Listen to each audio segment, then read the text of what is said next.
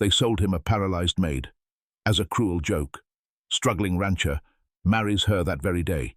They sold him a paralyzed maid as a cruel joke. Struggling rancher James Mitchell, a man whose own life felt like a landscape edged by drought and sorrow, a silent testament to dreams eroded by harsh winds and harsher fate. He married her that very day. The dust of the long trail from his failing ranch to the squalid settlement of Pemberton clung to him like a shroud, a gritty reminder of his solitude and the whispers that followed him like shadows. He was a man hollowed by loss, the ghosts of a wife and child taken by fever years ago, still walking the empty rooms of his heart. Their laughter, a faint, painful echo in the vast silence of the plains. He'd come seeking help, a strong back for meager wages, anything to claw his way back from the precipice. Instead, Pemberton offered him its scorn, gift-wrapped in the form of a woman. Henry Blackwell, a man whose heart was as barren as the alkali flats surrounding the town, orchestrated the spectacle. His eyes, small and hard as river stones, glinted with malice as he and his snickering cronies, the Carter brothers, dragged a crude wooden chair into the dusty track before the saloon. In it sat a woman, Ara, still as a figure carved from pale wood, her eyes downcast, a curtain of dark hair obscuring her face. A coarse blanket covered her from the waist down. "Here, wire thorn," Blackwell boomed, his voice thick with false bonhomie. "She's made for your lonely ranch. Quiet, won't give no trouble. Good for keeping a chair warm and not much else." A wave of cruel laughter rippled through the onlookers. The price he named was a pittance, an insult designed to underscore her perceived worthlessness and James's desperation. James Mitchell looked past the jeering faces, past the smirking cruelty of Blackwell. His gaze settled on the woman in the chair. He saw the tremor in the line of her still shoulders, the way her hands, though motionless in her lap, were clenched so tightly that the knuckles shone white. He leaned closer, his own weathered face earnest. "Me," he said, his voice quiet, a stark contrast to the surrounding cacophony. She did not look up, but he thought he saw a flicker beneath her lowered eyelids. Not fear alone, but of a spirit caged, a fire banked low, but not extinguished. In her stillness, in the palpable weight of her unseen suffering, he recognized a mirror of his own. He knew what it was to be judged, to be broken, to be alone. Straightening, he met Blackwell's gaze. "I'll take her," he said, his voice steady. He counted out the coins, the metallic clink loud in the sudden hush. Then, as Blackwell reached for the money with a triumphant sneer, James added, "And I'll need Preacher Thomas. We're to be married." A stunned silence fell, broken only by a choked gasp from one of the Carters. Blackwell's jaw dropped. "Marry her," he sneered. The broken woman. The joke had curdled, twisted into something he hadn't intended. Preacher Thomas, a nervous man more accustomed to eulogies than weddings in Pemberton, was reluctantly summoned. His words were hesitant, swallowed by the oppressive disbelief of the crowd. James stood tall, his hand resting gently on the back of Ara's chair. His vows were simple, spoken into the silence of her downcast face. "I, James, take thee, Ara," he promised. "Shelter, protection." She remained silent, a statue of sorrow. When it was done, a few townsfolk sniggered. Others just stared, bewildered. James ignored them all. He had made a vow, not to the mockery of men, but to the sliver of light he'd seen in a woman's shadowed eyes. He had bought a life, and in the same breath, bound his own to it. The cruel joke was on Pemberton, though they didn't know it yet. For James Mitchell, it was an act of solidarity, defiance, a desperate gamble on a shared salvation. The journey back to the ranch was a slow, arduous passage across a landscape that seemed to hold its breath. James Mitchell lifted Ara from the crude chair, her body unnervingly limp, possessing a hidden weight, and settled her carefully onto a bed of sacks in the wagon. The sun beat down mercilessly, and the dust rose in choking clouds with every turn of the wheels. He drove the weary horses with a gentle hand, his eyes often straying to the still form beside him. The wind whispered secrets through the tall, dry grasses, secrets of hardship and endurance, and James felt them resonate deep within his bones. His ranch, when they finally reached it, was a stark silhouette against the bruised purple of the twilight sky. A small, lonely cabin, a dilapidated barn, and fences that sagged like weary shoulders. It was a place of struggle, yet now, with Ara's silent presence, it felt different, imbued with a fragile, uncertain purpose. He carried her into the cabin, the scent of old wood, smoke and dust greeting them. The interior was sparse, almost painfully so. A rough-hewn table, 2 chairs, a stone half cold and empty, and a single cot in the corner. He laid her gently on his own cot, pulling the cleanest blanket over her. "This is your home now, Ara," he said, his voice soft, the words absorbed by the thick silence of the room. "You are safe here." He did not expect a reply, and none came. He moved about the small space, lighting a fire in the hearth, its soft glow pushing back the encroaching darkness, bringing a flicker of life to her pale, still face. He prepared a simple meal of beans and dried meat, placing a small portion on a tin plate beside her. She did not move, did not acknowledge it. The silence in the cabin was profound, broken only by the crackle of the fire and the mournful sigh of the wind outside. It was a silence filled with unspoken questions, with the weight of her past and the uncertainty of their future. Days bled into weeks, each one a repetition of the last. James rose before dawn, tending to his meager livestock, mending fences, coaxing life from the stubborn earth. He moved with a quiet diligence, his face set in lines of ingrained worry. Yet his hands, when he tended to Ara, were surprisingly gentle. He fed her, bathed her brow when the heat was oppressive, and adjusted her position on the cot he had carefully padded with an old quilt to prevent sores. He spoke to her often, not in a demanding way, but as one might speak to the quiet landscape itself, of the weather, of a hawk circling overhead, of a stubborn calf that refused to be weaned. He filled the silence with the mundane rhythm of his life, never pressing her for a response, never betraying impatience. He took the crude chair she had arrived in, and with careful hands smoothed its rough edges, reinforced its legs, and added a cushion, fashioned from an old grain sack stuffed with dried grasses, making it a more comfortable place for her to sit by the window during the day. Ara watched him from beneath her lowered lashes, her eyes dark pools of ancient pain, following his movements. She had been a prisoner of her own body and of others' cruelty for so long that trust was a forgotten language. Her paralysis, born from a brutal fall and nurtured by unspeakable trauma, was her armor, her silence a shield. She could move her head. Her hands possessed a faint, trembling mobility, but her legs were leaden and unresponsive, her voice a ghost trapped in her throat. Yet, in James's unwavering, undemanding care, in the sadness she recognized in his own eyes, a tiny, almost imperceptible shift began. He asked nothing of her, yet gave what little he had. One afternoon, he returned from the creek bed with a single resilient prairie wildflower, its purple petals, a stark splash of color against the drabness of the cabin.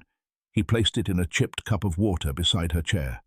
Her fingers, resting in her lap, twitched almost imperceptibly towards it. Later, as dusk settled, and he sat by the fire reading aloud from a battered copy of Shakespeare someone had left behind in Pemberton years ago, his voice a low rumble, she found her gaze lingering on his face, on the way the firelight softened the harsh lines of his exhaustion, for a moment longer than before. A silent house, yes, but no longer entirely empty of a fragile new hope. A fragile peace had settled over the Mitchell ranch, woven from routine and unspoken understanding. Weeks turned into a month, then 2. Ara would spend her days in the modified chair by the window, the prairie wildflower carefully tended by James, still blooming stubbornly in its cup. The vast expanse outside, once a symbol of her confinement, began to whisper of possibilities, of a horizon she had not dared to dream of. Then, the peace shattered like sun-baked earth under a careless boot.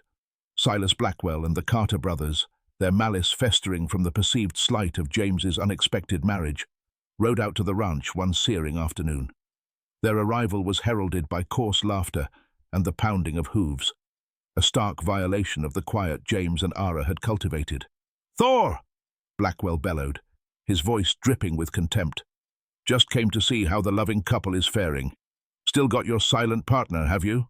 He dismounted, swaggering towards the cabin, his cronies fanning out behind him, their eyes cold and predatory. James emerged from the barn, a pitchfork still in his hand, its tines glinting in the harsh sunlight. He moved without haste, placing himself between the riders and the cabin door. "She's my wife," he stated, his voice low, but carrying a new timbre of steel. "This is my land. State your business or leave." His eyes were steady and unwavering, and though his hand was nowhere near the old rifle propped just inside the doorway, the set of his jaw was a warning in itself. Blackwell smirked. "Business. Just a friendly visit. Wanted to see if she's learned any new tricks or if you've tired of your purchase." He craned his neck, trying to peer through the open doorway at Ara, who sat frozen in her chair, her face a pale oval in the dim interior. Fear, cold and familiar, coiled in Ara's stomach. But beneath it, something else stirred, an unfamiliar surge of anger. These men, her tormentors, now threatened the one person who had shown her kindness, the sanctuary he had built. "She ain't a purchase, Blackwell," James said, his voice dropping further with each word, a carefully weighed stone. "She's Mrs. Mitchell." The Carter brothers shifted uneasily at the quiet intensity in James' tone, but Blackwell only sneered. "Mrs. Mitchell?" he scoffed. "A man who marries damaged goods like that? Well, folks in Pemberton are saying you ain't right in the head, Mitchell. They're saying maybe this ranch needs a stronger hand, someone who knows the value of things." The threat was clear, hanging heavy in the air like the promise of a storm. They were probing, testing for the breaking point. After a long, tense moment, Blackwell shrugged in a dismissive gesture. "Just friendly concern, Mitchell. Friendly concern," he said, mounting his horse. His eyes lingered on the cabin with a look that promised this was not over. They rode away, leaving a pall of dread behind them, their laughter echoing mockingly across the prairie. The silence they left was heavier, more ominous than before. James watched them go, his shoulders rigid when they were out of sight. He turned and went into the cabin. He checked his rifle, ensuring it was loaded. He examined the door, the shutters, reinforcing a loose hinge here, a weak latch there. Later that evening, as the shadows lengthened, he sat beside Ara. He took her hand, the one that had a little more movement, and gently traced letters on her palm. He began to devise a simple tap code. 1 tap for yes, 2 for no, 3 for danger. Her eyes, wide and attentive, followed his every move. He saw not just fear in them now, but a dawning resolve. When he finished explaining, he tapped her palm once. "Understand?" A hesitant moment, then a faint but distinct tap answered his. 1 tap, yes. A tiny ember of defiance, fanned by his unwavering protection, began to glow within Ara. She practiced the code, her taps growing surer. A silent conversation passing between them, a fragile alliance forged against the encroaching darkness. The sky had been a bruised, unsettling yellow all day. The air was thick and heavy, pressing down like a physical weight. As evening approached, the wind began to keen, a low, mournful sound that escalated into a furious howl. Dust devils danced across the parched fields, harbingers of the storm that was about to break. James had been out since noon, working frantically to secure what little he had, reinforcing the leaky roof of the small barn, trying to round up a few spooked chickens that had scattered, checking the already mended fences one last time. The wind tore at his clothes, stinging his eyes with grit alone. An ancient cottonwood at the edge of his property thrashed wildly, its branches groaning in protest. Ara watched from her chair by the cabin window, her knuckles white where she gripped its wooden arms. Each gust that rattled the small building sent a fresh wave of anxiety through her. The storm hit with the fury of a cornered beast. Rain lashed down in blinding sheets, turning the dusty yard into a quagmire. Thunder cracked overhead, so close the cabin seemed to shake on its foundations. James was trying to secure a loose shutter on the barn when a large branch, torn from the tormented cottonwood by a savage gust, crashed down. He threw himself aside, but not quickly enough. A searing pain shot through his left leg as a smaller, jagged piece of wood struck him, tearing through his trousers and flesh. Gritting his teeth against the agony, he managed to pull himself free. His vision blurred. He had to get back to the cabin to Ara. The journey across the small yard felt like miles, each step an excruciating torment. He stumbled, fell, and dragged himself through the mud and driving rain, the wind trying to rip him away. Ara saw him fall. A small, choked gasp, the first sound to escape her lips in years, was lost in the roar of the tempest. He was hurt badly. He reached the cabin door, fumbled with the latch, and practically fell inside, collapsing onto the rough floorboards. His face was pale, contorted with pain, his leg bleeding freely. In that instant, something within Ara snapped. The terror that had imprisoned her for so long was eclipsed by a more potent, desperate fear for him. James, who had been her shield, her solace, was now vulnerable, and she was the only one there. With a surge of adrenaline born of sheer will, she pushed against the confines of her chair. A searing pain shot through her own dormant limbs, a protest from muscles long unused. She cried out, a raw, ragged sound, and then, with a monumental effort that tore another cry from her, she thrust herself forward, tumbling from the chair to the floor. Ignoring the agony, she began to drag herself across the rough planks towards him, her arms straining, her useless legs trailing behind. It was an inch-by-inch battle, a testament to a spirit refusing to be broken. She reached him, her breath coming in harsh sobs. Her trembling hand touched his cheek. "James," she whispered, her voice a dry, hoarse rasp, unfamiliar even to her own ears. "Hurt?" James, through a haze of pain, looked up. He saw her there on the floor beside him, her face streaked with dirt and tears, her eyes blazing with a fierce, protective light. He saw the raw scrapes on her arms, the agony in her expression, and the sheer, unyielding determination. "Ara," he breathed, astonishment momentarily overriding his pain. You moved. You spoke." A profound emotion, a wave of awe and gratitude washed over him at that very moment. As if summoned by the chaos, a thunderous banging erupted at the door, heavier than any gust of wind. "Mitchell!" Blackwell's voice, amplified by the storm, snarled through the wood. "We know you're in there with your broken toy." The storm was the perfect cover for a reckoning. The fragile wood of the door shuttered under a heavy impact. The fight for their lives had truly begun. The cabin door splintered inward with a sickening crack, revealing the snarling face of Silas Blackwell, flanked by the two hulking Carter brothers.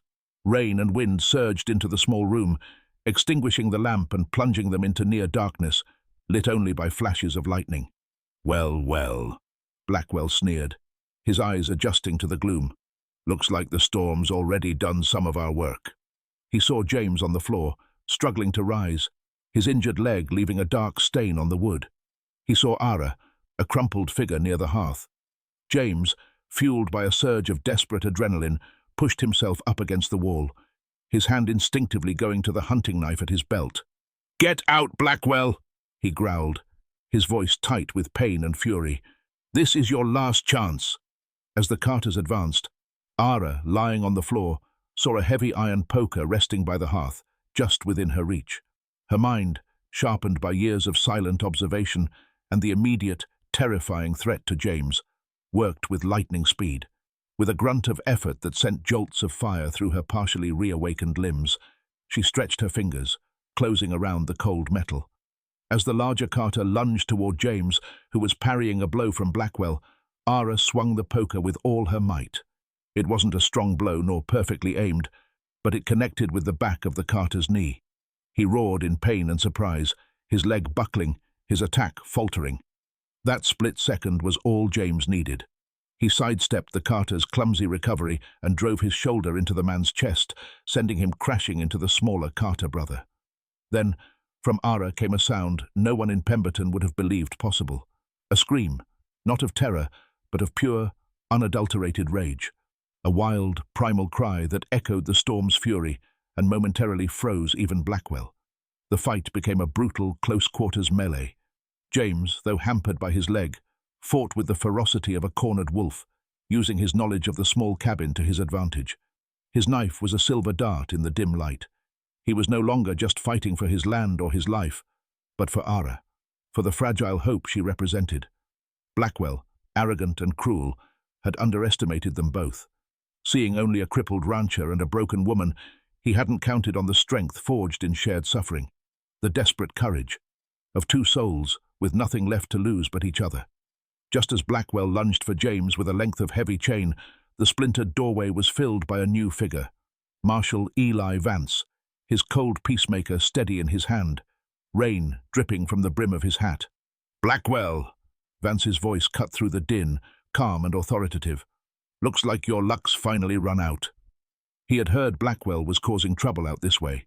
Vance, a rare man of principle, had indeed been tracking rumors of Blackwell's increasingly brazen thuggery, and a quiet word from James weeks earlier about potential trouble had put the Mitchell Ranch on his list of places to check during the storm. The remaining Carter, seeing the marshal, lost his nerve and bolted out into the tempest. Blackwell, trapped and outmaneuvered, slowly lowered his chain.